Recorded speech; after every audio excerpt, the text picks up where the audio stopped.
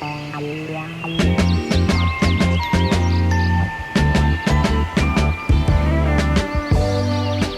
I'm Melanie. And I'm Cory. And welcome to Love 'em and Lead 'em.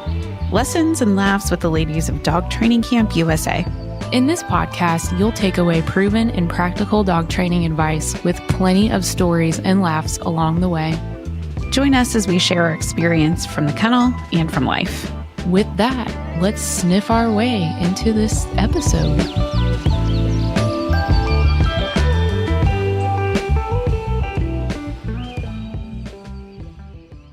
Welcome back. We're back. We're back again. Mm-hmm. Guess who's back? Back again.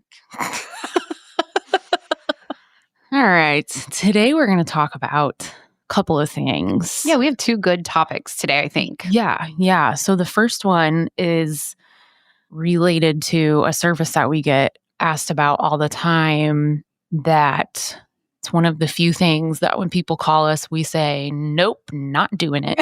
I call not it. Not doing it. So that would be personal protection training. Yeah. I mean, there's a place for it for sure. And it's awesome if you can handle it. But a lot of people call and think they want personal protection training for their dog because they think it will give them a sense of security and whatnot. And usually the call starts with, I'm a businessman and I travel and leave my wife and kids at home a lot. Would you agree? Yeah, a lot of times. We get a lot of that. I want a dog to protect my family. So Mel, will you go ahead and explain what personal protection is?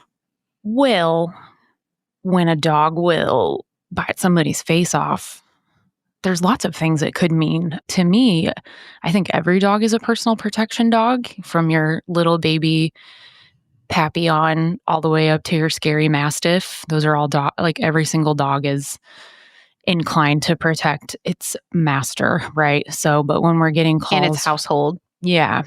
So when we're getting calls for, I want my dog to be trained to bite on command and release on command and act scary. And hey, the funny thing is nobody ever says they want it to release on command. So then I'm like, what are you going to do once it bit somebody? Yeah. I think a lot of civilian agencies in the law enforcement community, it varies from state to state, but I don't think your dog has to release on command depending on your utilization. But in the military, our dogs always did, because it's a little bit more ironclad legally if you have that type of control over your dog. So you have a lot of experience with this type of dog, training it, maintaining it, utilizing it in a working environment. Yeah, a lot goes into it. You know, our goal and our mission at Dog Training Camp is we're more family-based. We work with a lot of families. We like working with kids and figuring out how to teach dogs to live and be part of people's families. So when people call us, that's usually the type of call we're getting. And most families aren't going to have the time and resources to dedicate to having a dog of this caliber in their home, especially younger families with younger kids. So it's not something that, I guess we should go back. It's not something we always say, no, we'll never do that. Because I had a client who trained and showed her dogs competitively in Schützend, which is the sporting version of this stuff. It's the sexy stuff you see on TikTok. That's, you send your dog on a long running bite and the guy in the big suit's catching it. And, that's a little bit different. So then my wife and kids are at home and I need a dog to be trained to protect them. So, you have to have the right dog. I'd say all the dogs I've evaluated that people have brought to me, I'd say 80 to 90% of them just off the bat don't kind of pass if I was even going to consider it. Some of the cases that I have considered don't pass my, they're not inclined to fight through discomfort or they're not even interested in putting their mouth on something. Yeah. We had a police officer from a rural county and he got a German Shepherd. I remember this one. Yeah. I know. Bless his heart. He got a German Shepherd and it was young. It was under 6 months. Yeah, probably. And he wanted it protection trained and scent trained for detection. And he brought it in for an eval. And the dog was hiding behind him, wouldn't come to us, very, very shy.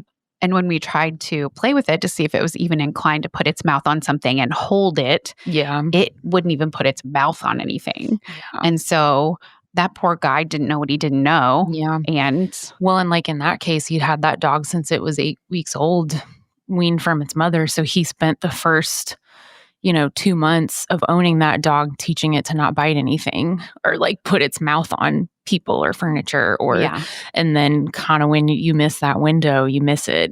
So all of the dogs that kind of do well with this training, one, they're bred for it. So they have pre-selected characteristics that the breeders are putting into them. And then they're started, pretty much some of them before they're even weaned from their mothers. They're already working with flirt poles and jute tugs and all that kind of crazy stuff. So when people bring us maybe adult dogs or even puppies, those are all things that we have to look at too, that usually point to it's not going to work. Not always, but what else? well, for us, it's kind of a combination of it has to be the right dog with the right, predisposition to do those things.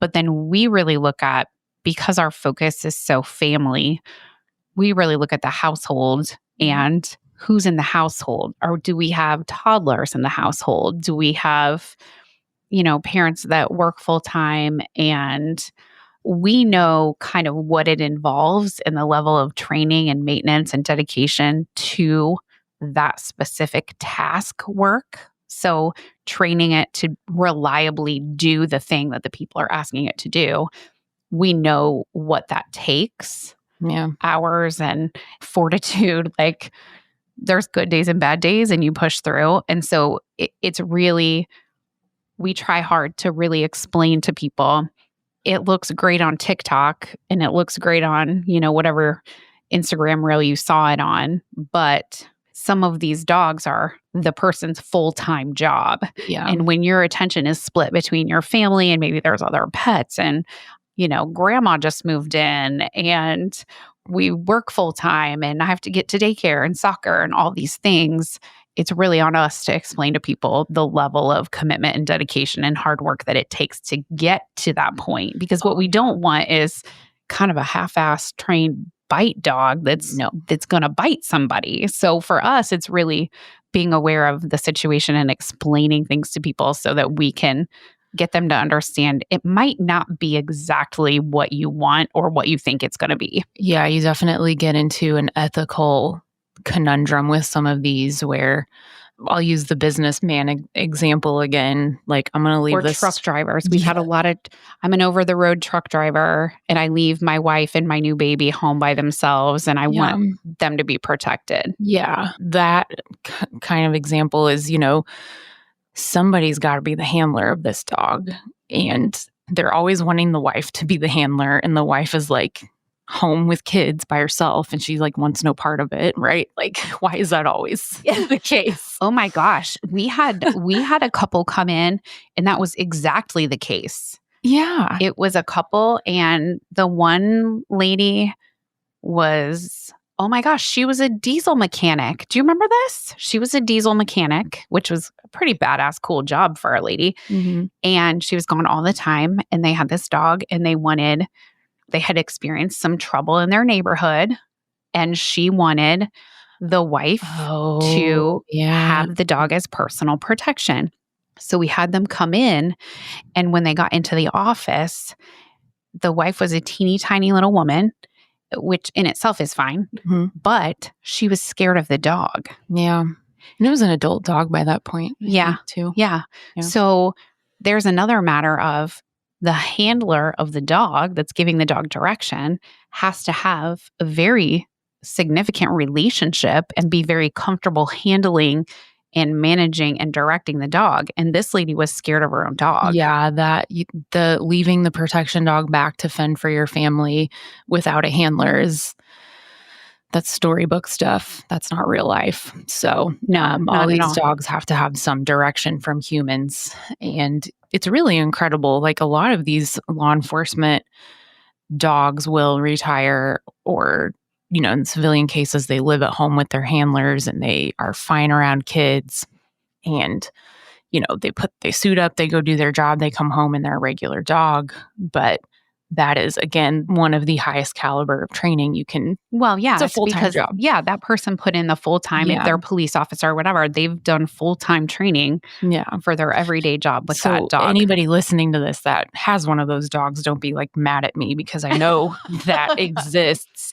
I have it in my own home. I have my retired military working dog, and the day he retired, he was like, "Oh, I don't ever have to bite anything again. This is great," Until But you get out the oven mitt. yeah, he does like we will roughhouse with the oven mitt occasionally, but that transition was easy for him. And I don't think the average pet can probably transition that seamlessly.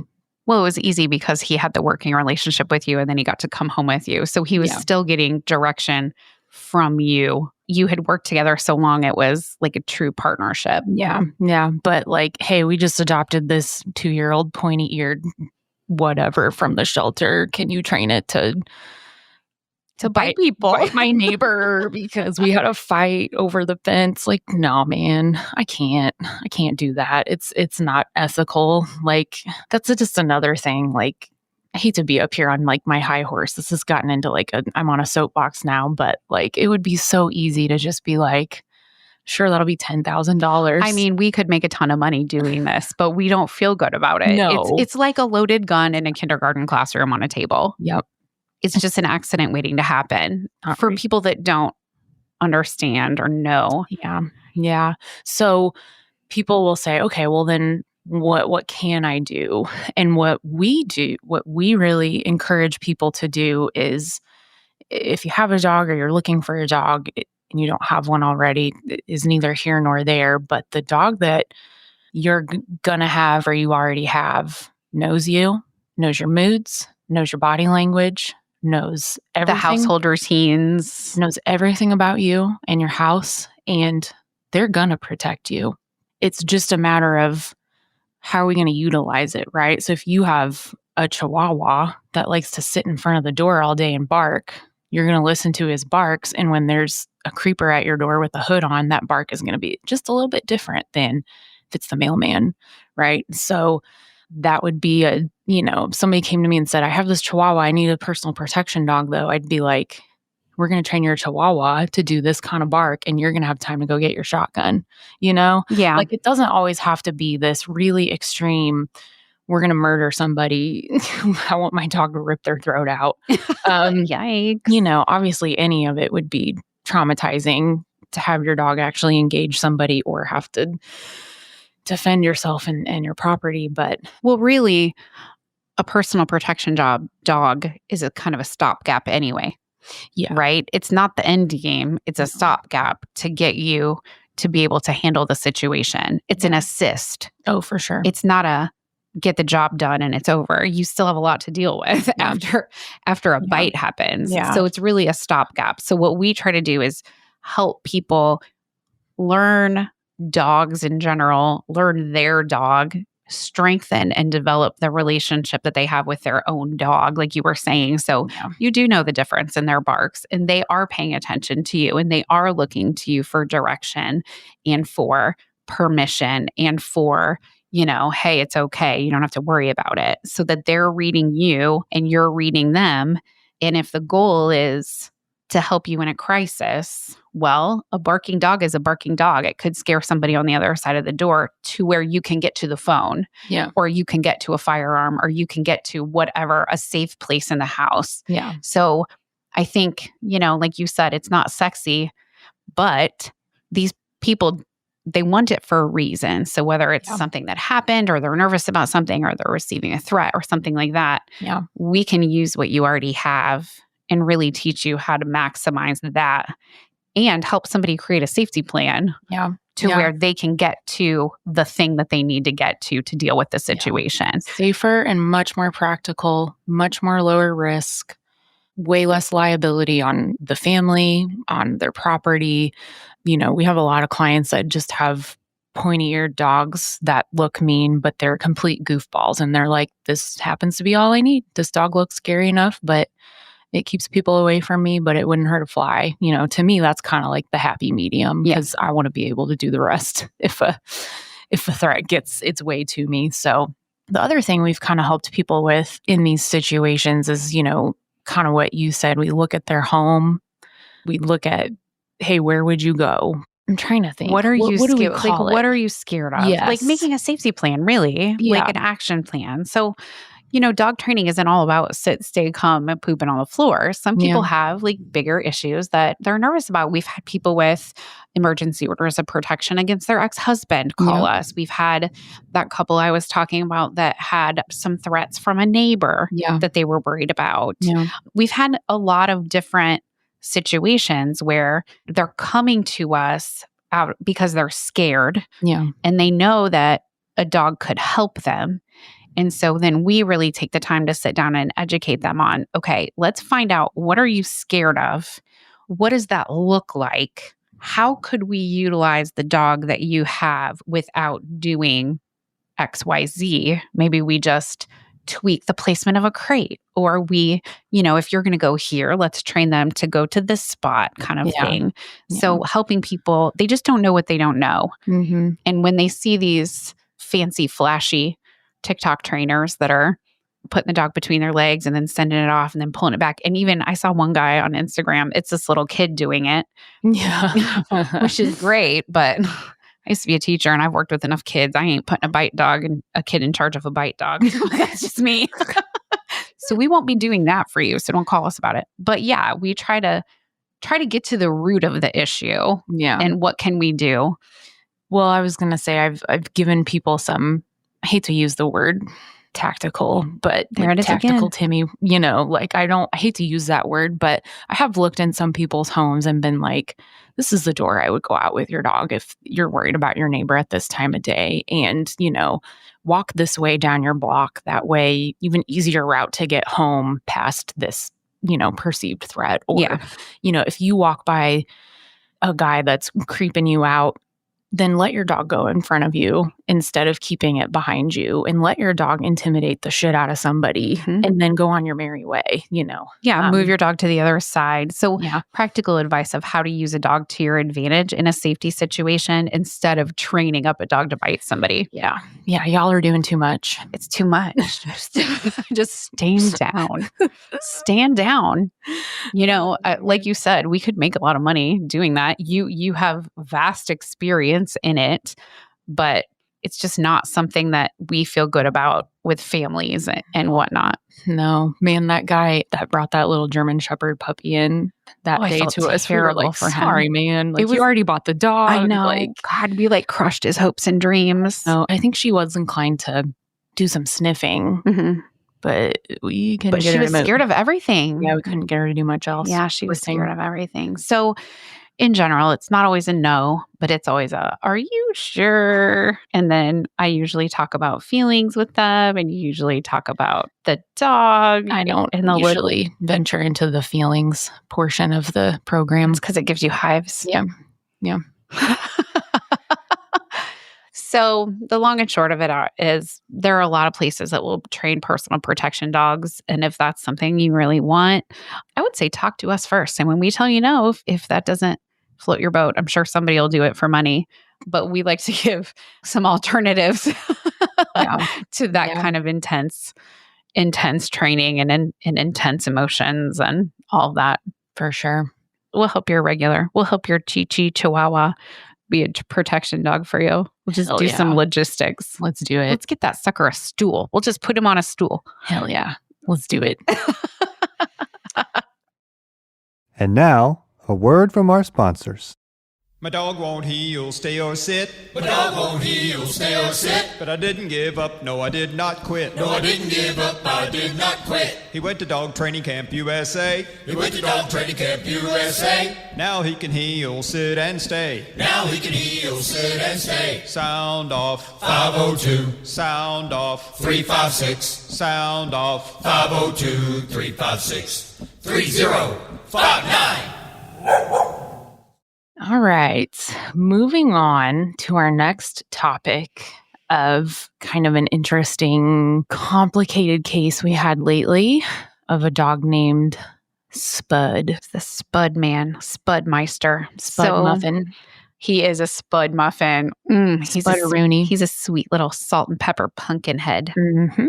So we get a call from a family that rescued a dog, I think from Louisville Metro, I think. So don't quote me. Humane Society. Here we go. Somewhere. I'm looking it up again. Oh, she's going to look it up, folks. Anyway, they rescued this dog. And of course, it came with some story about it was 3 sibling dogs. They lived in a house. The guy died. I think the guy died. They lived in the house by themselves for a month or more. Whoever was the sibling of the deceased. Breaking news. Yeah. Spud's birthday is this week. Really? It is Friday. Valentine's Day? Happy birthday, Spud. So it's on the 15th. Okay. So Saturday. So the dogs were kind of left to their own devices. Someone was coming in a couple times a week and leaving food out. I can't imagine the disgusting mess that they were living in. But they got rescued, plucked out of this environment, and our awesome clients adopted one of the dogs. And they quickly realized that he was not typical. So he was scared of everything, basically like a little statue, wouldn't move. They gave him a dog bed. They had a crate, and he would go between the dog bed and the crate, and he would run as fast as he could across the room to get in his crate, or run as fast as he could to get into the dog bed. Never initiated any physical contact, never came to them, never played, never wanted any loves or attention, wouldn't even really make eye contact. And they had given him 8 weeks. So they were living like this with this dog for 8 weeks. It was very hard on them because they adopted a new dog and they wanted to love on him and snuggle him and all the things and wanted him to be happy. And the poor dog just looked miserable. Yeah. And they were miserable and they were frustrated. And so they called us. Yeah. He was like floor is lava in his house is what we kept calling it. Yeah, that's exactly what he was. Like, the floor is lava. I'm going to run here and sit. And if I sit here, nobody will bother me and I'm fine. I didn't get the impression. So we met him before we pulled him into camp. Yeah, we went to their house. I didn't get the impression that he had lived in a house. Did you? No, I felt like it was kind of maybe not the exact story. Well, it never is. But I mean, I kept looking at him going, this dog is like damn near feral. You know, like he didn't care nothing about humans, didn't care nothing about food, didn't, No, he was a statue. He was a statue. He was terrified of everything. So he was for sure the most shut down dog I've ever seen. Yeah. And they decided they were going to send him to camp. We did a 4-week camp with old Spuddy. We did. They were on the fence about it. And then they had an incident where he got out and it took them a long time to catch him over Thanksgiving. Yeah. So he got out and they had to trap him and it was this big ordeal. So, we had given him some advice when we were there. Some of our advice is a little hard to execute, like ignore your dog, because it's hard to do that. So after the incident, they decided to send him to camp. So he came into camp. Yeah.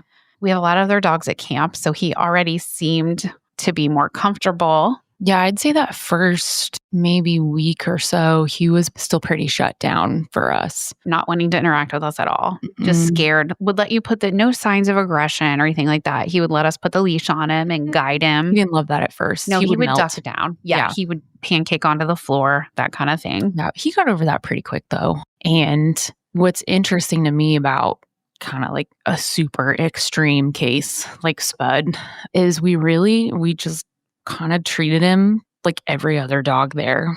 Like we gave him the same treatment as if a puppy was there for potty training or if a dog was there because he was going to eat one of our faces off. That's the cool thing about our training is really whatever ails you, whatever ails your dog, pretty much we find the remedy is some solid structure, routine, and trust. A little bit of leash obedience, but it's less about that part than it is all the other things. So Spud started coming around. Gosh, we took that dog out on field trips. He puked in Evelyn's car. Yeah. Shout out to Evelyn. Sorry, Evelyn. and started making some real gains. And it was really just kind of up from there. By the time they picked him up, he was coming up to us and asking for love. He still didn't really want to be on the couch, but he loved place. He was like, I'm happy to be here and left alone. But like moving him from place to place was way less traumatic for him. And he was able to kind of move around and tell just a little bit about kind of how that pickup went. Well, I want to go back though, because I want to talk about the ignoring part. Oh, yeah. And how it's important. Why dogs need it and why it's so hard for humans. We're circling back. Yeah, we're going to circle back a little bit because this is important. So, the basis of our training is we're ignoring what we don't want and giving attention to what we do want. And we always say ignoring doesn't mean allowing. So I'm not going to let you keep being a fool and jumping on me and whatnot. But dogs that are absolutely terrified of everything, they want to be able to be invisible. Like that's what makes them comfortable. They don't want you coming into their space. They don't want you calling for them, making direct eye contact all the time, staring at them, coming up on them and rubbing them. They want to get the information that they need to be comfortable. And they can do that if we leave them alone. So when he came into the kennel, we didn't really talk to him and we didn't stare at him. And we didn't go up to him and just pet him and pet him and pet him and try to force attention on him and force affection and physical touch on him. We really let him take the lead, right?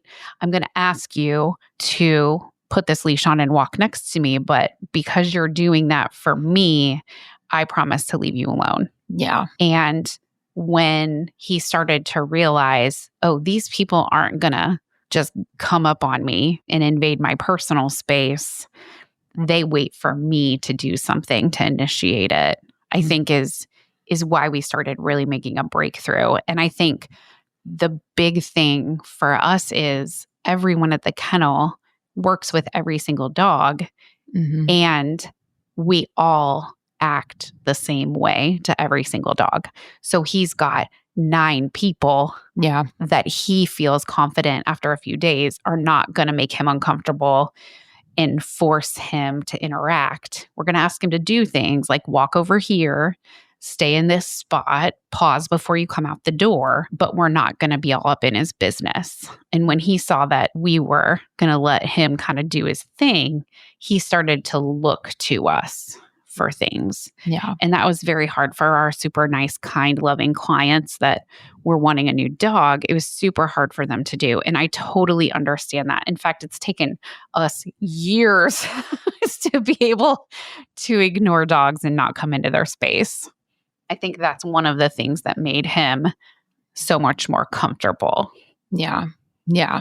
So, I mean, by the end, he was actually giving us some nudges at the hands, asking for pets. And what we were doing was we would be petting him. And then this was a move you were doing. Yeah. That worked. You would pause, you interact with the dog, and he maybe booped you or came up next to you. And he was notorious for putting his chin on your knee. And then I would pet him. And then I would stop, but I would leave my hand in an area where he could ask for it again. So it was, again, it's very low pressure. Like you asked me, I'm going to give you some rubs, but I'm going to stop because if you've had enough, I'm going to respect your personal kind of wishes as a dog and you can do what you want. So you can, I know that sounds so stupid, but No, it doesn't. It's like people had been forcing themselves on him. And so I'm going to give him the choice. Do you want me to keep doing it? And then I had to trust him and he had to trust me. And that was big. That was big wins there when we started experimenting with that because he figured out how to ask and he would trust that we would leave him alone. And it was pretty cool. It was really cool. I really have a soft spot for this guy. He's so sweet. He is like an Australian Shepherd cattle doggy mix kind of dude. Yeah. And he's beautiful. He was doing all kinds of crazy stuff, man. They were like, we can't get him to play, but he'll only get zoomies in the backyard in like when we take him out in the middle of the night. Yeah, it's dark outside. And then they only started playing with I know. I'm like, oh God, okay, we got to get this dog's internal clock reset. Yeah, So for sure. He did some zoomies at our place in the yard. I think by the time we went and did their home visit, he was still kind of not playing as much, but we No. had also had a giant ice storm and Well, at pickup, everything. it was so awesome because, they have now invested tons of time and tons of money into this dog, and they really hadn't seen any progress. Yeah. And so when they picked him up, I'm not going to lie, I was scared. I was like, what's he going to do? Like, he's asking us now for some loves and some attention. What's he going to do? Cause I'm like, these people, we gotta throw him a bone here. Like, we gotta have a little progress. And I spent a lot of time prepping them. Like, when you come in here, I don't want you to look at him. I don't want you to talk to him. No touching him, none of it. And they were just ready to explode. And we had the clients sit down on the couch, and he came in and he went right over to her and he put his chin on her, and she just started bawling. I knew he would. Why you be doubting? I don't know. I was so scared because I want the client to be happy too. I want them to see the progress in real time, not just us sending them videos of it. Oh, I knew he would go right up to him. Well, he did. And they were so happy. And so, I mean, the story doesn't end there. It's like, that's where kind of the work begins, right? Because now we've made enough progress to get him reacclimated to the house, and he understands more what to do, but it's still a struggle that they have to still let him go at his pace. I think it's a really cool lesson to be learned from that one. Like, the humans had to readjust their expectations so drastically. Mm-hmm. And yet again, they rose to the occasion. Spud rose to the occasion, and they're seemingly living happily ever after. We just saw him at group class. Yeah. And Spud came right up to Cory again. He and did. Was like, my bud. Yeah, he put his little chin on my knee, and I was like, hi, buddy, I missed you so bad. Yeah. When we went to their house, when you do a 4-week camp, you get a home visit because we want to go out and make sure everything's going well and give you any tips or work on what you're still struggling with. And so we just include that. And when we got there, like you said, there was a huge snowstorm. So everybody had been snowed in and whatnot. And he still wasn't being super outgoing in the home. Spoiler alert, we found out part of the problem is a really mean cat. Oh, yeah. I forgot about this. Oh, yeah. Cat tried to get us. It definitely didn't make matters any easier that he was getting bullied by this cat, and we hadn't kind of put 2 and 2 together about that. Which is another reason that's good that we went to their house, because sometimes without seeing the environment, it's hard for us to give. But remember, tips. So this was a long-haired black cat that was bullying him in his house. And when we got Spud to camp, Murphy was his best buddy, which is our kennel cat, who is a short-haired, all-black cat. Yeah. And Spud was like, here's somebody I know what to do with this. And it was the first time, now I'm remembering this, it's the first time Spud, we got a little bit of life out of him. Tiny little wag of a tail. His head he got dropped off for camp. In the days. I don't know if it was that day we introduced him. Well, I think we pulled him that day. We pulled Murphy in that day. So shout out to Murphy, our awesome, awesome kennel cat that's 20-pound panther-looking beast. He is a great trainer, and he has this instinct of dogs that he knows need a little extra help. So we pulled him in, and he immediately let Spud come up to him and made Spud comfortable. So we were even able to model some petting and some interactions with Murphy to help make Spud more comfortable. So they were friends throughout his whole stay with us. Yeah, Murphy. Then poor Spud went back to Devil Cat. Yeah. I'm feeling really bad about that I didn't realize that. We made the dog be best friends with the cat and then sent him home to be tortured by a cat. But neither here nor there. We gave them some tips on how to manage the cat thing. The other thing we did when we went to their home visit was that we encouraged them to do some tethering. Mm-hmm. So, when the floor is lava and he's running between one thing and the next thing, his 2 safe places, what we really want is him to be more comfortable getting around in the house and interacting, or at least following and moving freely in his own house. Well, yeah, we definitely want him to feel secure enough to even be curious enough to check stuff out in the house. So their kitchen they'd close a drawer and he would get spooked, or they would, drop something and obviously he'd get spooked. So tethering really helped demystify the house. So we did a lot of leash work at the kennel. So he knew how to walk on the leash. He knew what leash pressure, like tugs on the leash, meant, that he needed to look at us or pay attention or move somewhere. And so we did a ton of that while he was with us. And he got very comfortable staying next to us. And so when we went to their house and saw that the floor was still lava, they should really get that checked out. That floor is hot. Might have something to do with the cat. Oh, he's spicy. We tried having the leash on him and just putting it around our wrist and then moving around the house and ignoring him and letting him follow or stay right beside us. And that went really well. And they've continued that. And when I saw them on Saturday, they said that they can really, really tell when they haven't been doing that tethering. He gets more and more outgoing the more they do it, and more comfortable and moving more freely and everything. And then when they slack off of it a little, they can see a big difference. So that has really helped them as well. And again, just reiterating the expectations of not every dog is the same. Just like not every person is the same. And he's going to be at his own pace. And that's okay, because success looks different for everybody and every dog. Yep. Ignoring is hard, man. It's one of the hardest things that we have people do. Looking and ignoring for sure. Yeah. So anyway, that's Spud. We love him. It's my favorite kind of case. My favorite kind of case is a dog that is shut down or scared or whatever, and we can help bring them out of their shell and make their family see them for who they are and appreciate them for who they are and not what they thought it was going to be. Because a lot of times what you think it's going to be isn't even as good as what it can be. Yeah. And I can't believe that with how shut down he was. And when we say shut down, we just mean like not responsive to attention or motivated anything. by anything. I can't believe he didn't develop any kind of aggression. I can't either. With how He's like a scary he unicorn. He's amazing. Because he could have easily flared his teeth and snarled and snapped to get his way out of all the crazy shit we made him do. And he never did. I mean, we took him to Lowe's. We did everything with him. So here's to you, Spud. Here's to you, Spud. Cheers. We love you, buddy. Yeah. Thanks for listening to this episode of Love 'Em and Lead 'Em. If you want to hear more, be sure to check us out every other week on Spotify, Apple, iHeart, or wherever you get your podcasts. Please be sure to follow us on Instagram at Dog Training Camp USA Louisville and check out our website at dogtrainingcamplouisville.com for more information on our training and other services.